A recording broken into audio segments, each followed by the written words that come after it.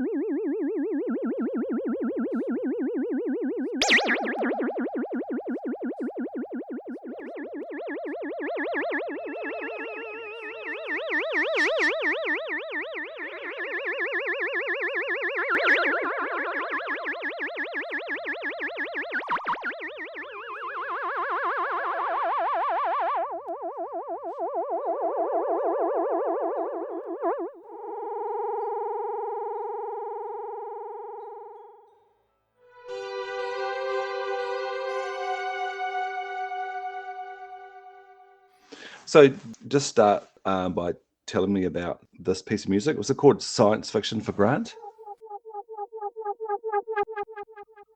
Yeah.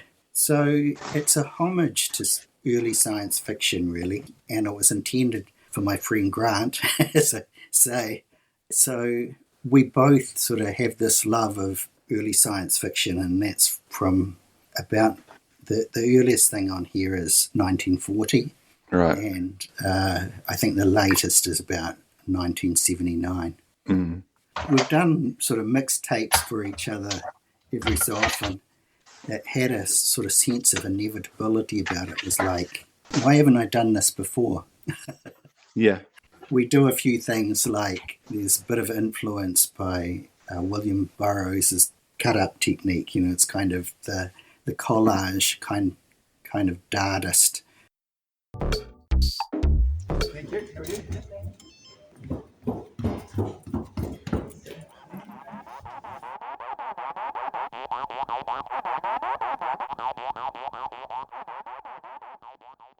But bets and guesses weren't enough. Earth wanted facts, as well as out of his own. Of course, he found the captain poring over the chart table. The planetary engineers had transformed it, and it was the case that the skies seemed to have some secret sympathy for her dead husband. Walked through the trees towards the clinic. The memory was vivid. With an artificial gravity system, every planet generated a type of vortex known as a trailer, a functional apparatus. Out there in free space, a monster vessel twice had placed itself in seas of man-made water as they rested in the frozen cold sleep on the planet of an unknown star. Just means we'll pass too damn close to the vortex for comfort. Synthetic atmosphere and the whirring of the tape that sucked up sight and sound and shape and smell and form. Beady little eyes he had fancied he saw were different. Where you cut sections of text into short phrases and then play them at random. So it gives sort of the colour of the language without obvious narrative. So there's bits of that in there.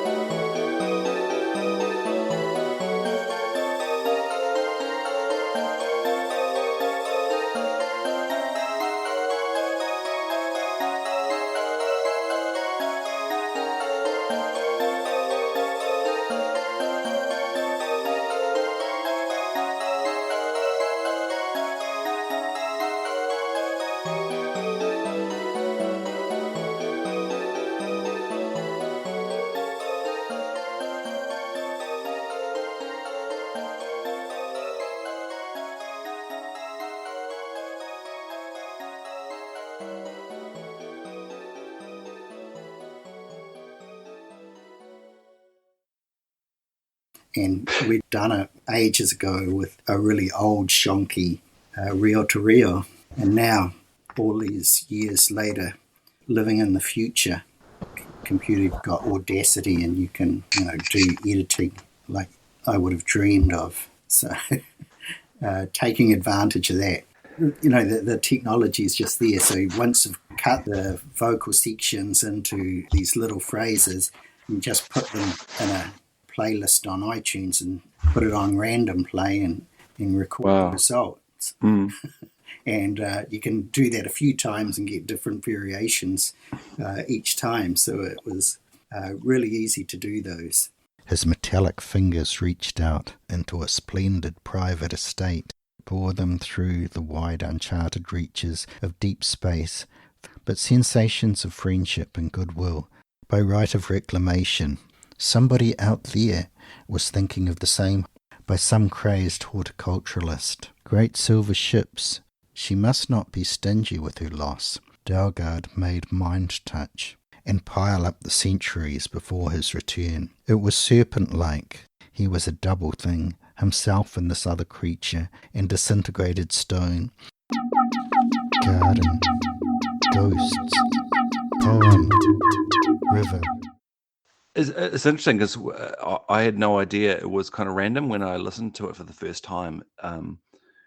It makes sense as a narrative piece. It's kind of like, I guess it allows the listener to kind of make their own story. Yeah, good comment. Because, I think the mind does like to see order in things. We see shapes and clouds and so forth. So, it allows you to do that. There are sections of science fiction scenes from a number of different books that are just read straight out. So they're in sequence. And then there's other bits that are made from those same readings, all little bits of text cut up. There's also, I did sort of a bit of both. So you've got the little scenes that take you to a place, and then you've got these weird cut-ups that sort of evoke the language of science fiction. It alternates between a science fiction scene, music, and these cut-up bits. What books did you use? I chose sort of favourites that I thought typified what I thought of science fiction. So there's two from A. Van Vogt. So Slan, that's the earliest one. That was from 1940. He typifies what science fiction is. And often when I'm reading him, I feel like he's a surrealist. But he's often thought of in science fiction circles as maybe a little bit of a hack. Right.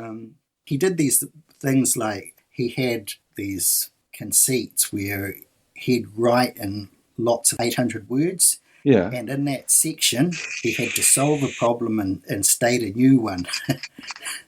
Right. And another thing he did was he would have a sleep cycle. So he'd work, then sleep, and work, and then sleep. And in his dreams, he'd solve problems. Wow. From the text. Like true creative, eh? Like letting the subconscious work on these problems and work on the ideas. And it's interesting that he was really big in France. So, and he was translated by a French surrealist. So that kind of surrealist sense, I think, comes through. And there's just some paragraphs in him that you just go, what's happening there? Automatically, one hand fumbled down to them, and he made a discovery. There were shards of plastic, not rock, plastic that had fallen inwards when the little section of the wall had been smashed and the hole through which he had crawled was made. It was odd to be thinking of that hole and to realize that somebody else, somebody out there, was thinking of the same hole. The shock of that blurred outside thought was like a flame that scorched through Jommy. Appalled, he fought to isolate the thought in the mind that held it. But there were too many other minds around. Too much excitement. Soldiers and police swarmed in the alleyways, searching every house, every block, every building. Once above the confusion of mind static, he caught the clear, cold thought of John Petty. You say he was last seen here? He turned the corner, a woman said, and then he was gone. With shaking fingers, Jommy began to pry the piece of shard out of the damp ground. He forced his nerves to steadiness and began with careful speed to fill the hole, using damp earth to cement the pieces of plastic. The job, he knew with sick certainty, would never stand close scrutiny. And all the time he worked he felt the thought of that other person out there, a sly, knowing thought, hopelessly mingled with the wild current of thoughts that beat on his brain. Not once did that somebody else stop thinking about this very hole. Jommy couldn't tell whether it was a man or a woman, but it was there, like an evil vibration from a warped brain. So, like a science fiction writer in 1940, are they different to science fiction writers, more sort of contemporary science fiction writers, given the context of the times? Well, I think so. I mean, I think writing generally reflects the time. So I'm a big believer in the zeitgeist, and in literature generally, you study 18th century literature and 19th century romantics and Elizabethan drama. It's always of a particular time period. And I think in that period, you're getting this incredible explosion of scientific invention, and there's this kind of naive enthusiasm that is reflected in early science fiction. Is that because, do you reckon it's because like the back then the imagination was probably less limited by kind of, I guess they kind of knew less, I guess, about what's possible? I think so. They're learning about universe and so forth, and one of the other writers, Clifford Simak, Cosmic Engineers, is featured in there. And that's around about the same time as A. Van Vogt's Land would be, around 1940, within a couple of years of it. And in that, think about universes. They go to the edge of the universe, discover that the universe is crashing into another one. Yeah, of course. Yeah. And at another stage, they're trying to figure out how to save the universes from crashing into one another. And they go through this probability thing to Earth, which is dying, and they find the last person living on Earth.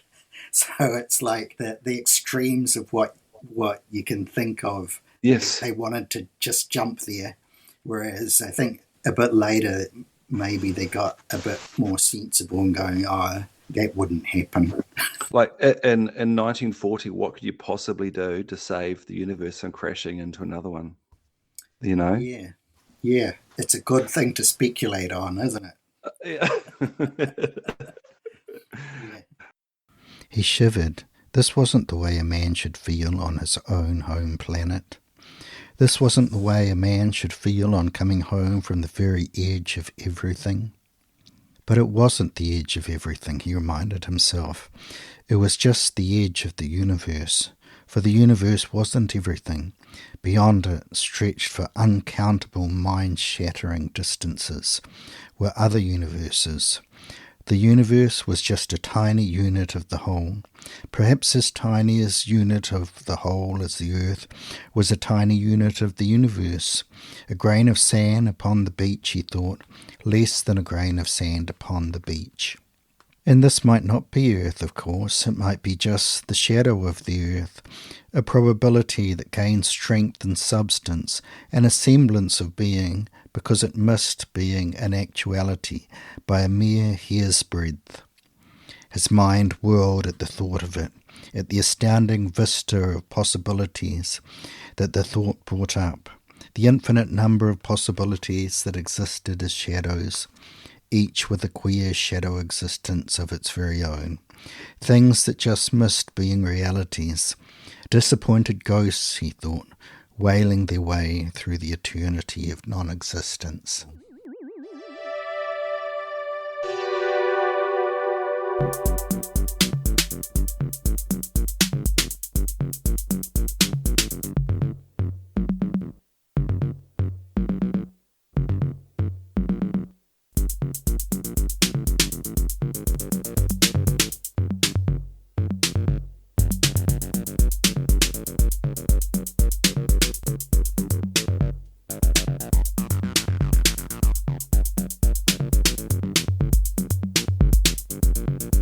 Have you've included some more contemporary writers as well? Well, the more contemporary ones is J.G. Ballard. So I've got a bit of the Crystal World, which I think is from the 60s, and the Unlimited Dream Company from 1979.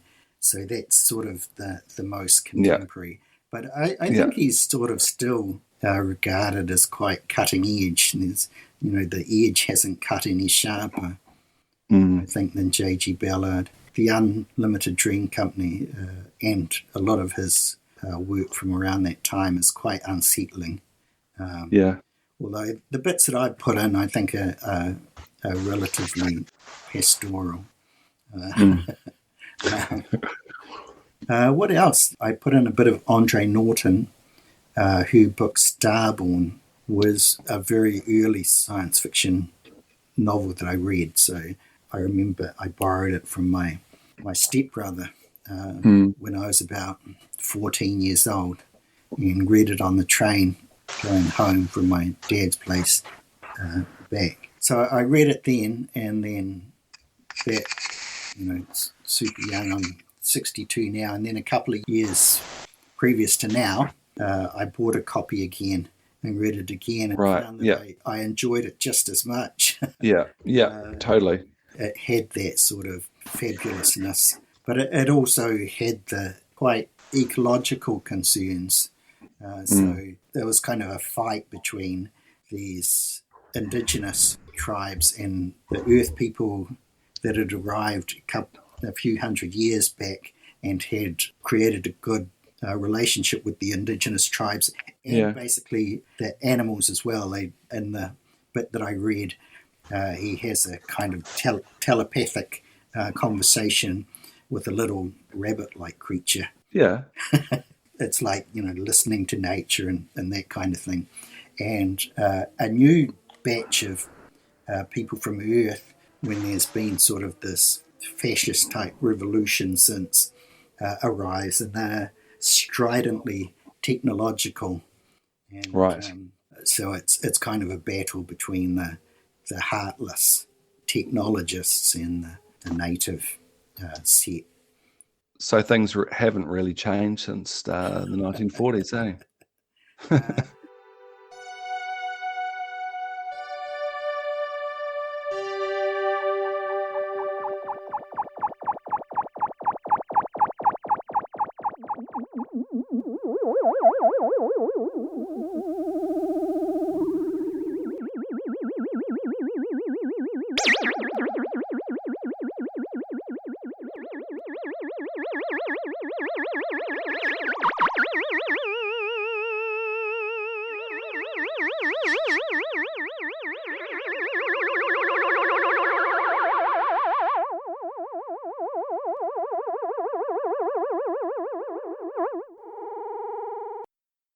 To the onlooker, it would appear that the traveller was meditating, a wide-winged living splotch of colour fanned by overhead. There was a distant yap of sound. Dalgard neither looked nor listened, but perhaps a minute later what he awaited arrived. A hopper, its red-brown fur sleek and gleaming in the sun, its eternal curiosity drawing it, peered cautiously from the bushes. Dalgard made mind touch. The hoppers did not really think, at least not on the level where communication was possible for the colonists. But sensations of friendship and goodwill could be broadcast, primitive ideas exchanged. The small animal, its human-like front paw hands dangling over its creamy vest, came out fully into the open, black eyes flicking from motionless Dalgard to the bright beads on the rock. But when one of those paws shot out to snatch the treasure, the traveller's hand was already cupped protectively over the hoard. Dalgard formed a mental picture and beamed it at the 20-inch creature before him. The hopper's ears twitched nervously, its blunt nose wrinkled, and then it bounded back into the bush, a weaving line of moving grass marking its retreat. Dalgard withdrew his hand from the beads. Through the years, the Astron colonists had come to recognize the virtues of patience. Perhaps the mutation had begun before they left their native world, Or perhaps the change in temperament and nature had occurred in the minds and bodies of that determined handful of refugees, as they rested in the frozen cold sleep while their ship bore them through the wide uncharted reaches of deep space for centuries of Terran time. How long that sleep had lasted the survivors had never known, but those who had wakened on Astra were different. 1950s is the heyday for me, I think, for science fiction. The guy that did Cosmic Engineers did another one called Time is the Simplest Thing, and I read from that in there as well. And in that one, they discover that you can't take human bodies vast distances in space. So, whereas in Cosmic Engineers, it was no problem. Right. Yeah. Yeah. In 1940, by 1950, it was a problem. Modern problems. Yeah. So they sent out machines and had these sort of apparatus that allowed you to throw your mind into these machines that go exploring other planets. So the science of putting your mind into some sort of machine and taking another planet is easier than sending your whole body with the mind inside it. Yeah, because the human body is pretty fragile. And anyway, I think it's also possibly a recognition. You can do it in your imagination, but going light years is going to take years and years. Is there like some sort of reference to like astral travel or something like that, maybe? Yeah, well, it's interesting actually, because this guy, John W. Campbell, he was the editor of, I forget the name of the magazine. He took over the editorship in about 1938, and his taking that over was basically the start of the golden age in science fiction. And he had these theories about hard science in the science fiction. But he also was really keen on the idea of telepathy. Right. And he took that quite seriously. And in fact, L. Ron Hubbard was first published in his science fiction magazine. It's Scientology, which was then Dianetics, grew out of science fiction pulp magazines. I think it would have been better if it had stayed there. Oh, yeah. He's still going strong, though. The Scientologists are kind of like they're... Well, yeah. I mean, some people have spent their entire lives in Scientology, they've lived there. So it was interesting that John W. Campbell really encouraged his writers to put telepathy in their science fiction stories. Yeah. That A. Van Vogt novel Slan that I mentioned from 1940, it was like the Slans were an evolved human. So it was that there were this evolution coming in humanity of these Slans that were born of humans. So it was sort of the next level, and they were hated on by the general population. So I think that was a really cool thing, that the idea that the changes that will happen in the future, or the most interesting changes that will happen in the future, are what's going to happen to us. Yeah, like humans slowly or rapidly evolving, I guess, but which hasn't happened yet. Yeah, so it's the idea that evolution's continuing, and there's quite a few science fiction novels about humans becoming suddenly more intelligent. Yeah. I didn't do any readings of any of those. The other author, only one I haven't mentioned so far, is Barrington Bailey and his Star Winds. So that's kind of, there's a section there which is kind of like pirates in space. In that one, there's sort of these cultures of, alchemy. They're alchemists are the scientists. So it's kind of early steampunkish. It's a mix of looking forward and looking back, sending basically these ships that go into space, very similar to galleys. But they put these air domes over the top of them, and they have sails that fill with star winds. Well, okay, riding the solar winds. Yeah. So I think Barrington Bailey and J.G. Ballard are both English writers. the other three are all Americans. That's interesting. It's kind of like that old sort of like colonialist kind of idea of sailing a ship and finding new lands and discovering treasures and enriching the homeland, I guess. Yeah, and I think that's partly what science fiction, one of the impetuses behind it is, that the globe has been explored and Yes. The unknown lands can no longer be set on this planet. Yeah. So you set them on other planets. Correct. Foremost armed with savage talons, or had he, and pile up the centuries before his return, had always been held by the ulnars. Synthetic atmosphere, he did not know whether it was a creation of this telepathic mankind, equipping the barren, stony mass, making him seek frantic refuge in hyperspatial darkness, with an artificial gravity system, into a splendid private estate. Except that the thing was huge. The answer was perfectly simple. What had happened? The memory was vivid. Where tiny styles still moved and readjusted, he'd have bet 1,000 to 1 on the thing belonging to the local life form. Beady little eyes he had fancied he saw. A river creature it must have been by day, until he no longer felt in the least like Nicholas Martin in seas of man-made water. The strangest things were going on inside his brain. Martin groped in the gloom for a chair, bit of rock not 20 miles in diameter. He recalled the neurons, or of some other, more alien life form not yet encountered, and terribly logical, and disintegrated stone. It was serpent-like, yet it couldn't be. Covered with hard red armour, planting forests and gardens and soil manufactured from chemicals, staring brightly into, by right of reclamation, want to hibernate through the dreadful night. But bets and guesses weren't enough.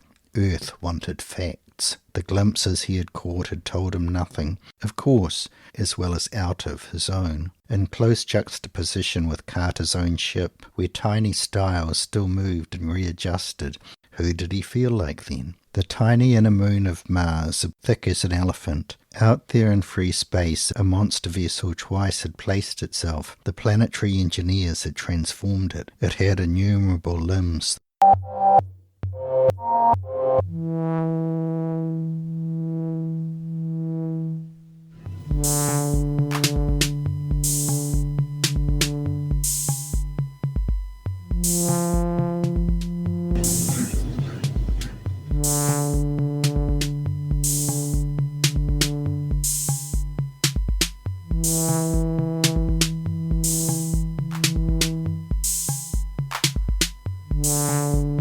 So science fiction for Grant. What did Grant think about it? Oh, he liked it. Yeah. Funnily, I made it for him. He was away for a week, so you and Dan heard it before he did. Yeah. Yeah. But I knew it would have seemed pretty familiar to Grant because we had the same sort of appreciation of early science fiction, and we both had an appreciation for collage, Dadaist, cut-up techniques. So I think it seemed pretty inevitable for him. He liked it, so it did its job. Nice. I think it's pretty much done anyway, if I go back to the original one. It's all good, but it was quite nice to talk about that. It was actually a real pleasure to be able to... It was kind of weird just to focus on something as self-indulgent as a stream mixtape. I know it's a personal thing only between you and Grant, but it was quite nice to talk about that, and particularly with your knowledge of science fiction. It's kind of like, really, the podcast is about science fiction more than anything. Which is kind of weird, but it's kind of cool. That's, the way Radio Dolby works.